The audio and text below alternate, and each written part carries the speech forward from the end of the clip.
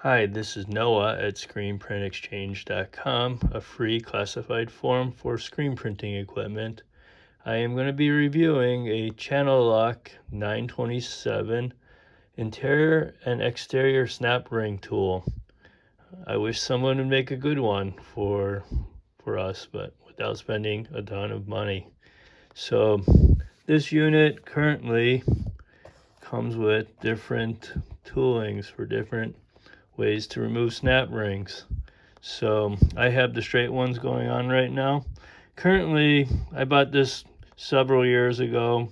I haven't used it that much, and if somebody could make a good $35 unit, I'd buy it all day.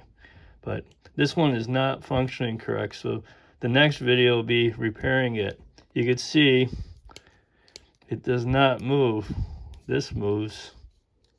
So and then if you go like that, doesn't do anything either. So this is right here for interior and exterior rings.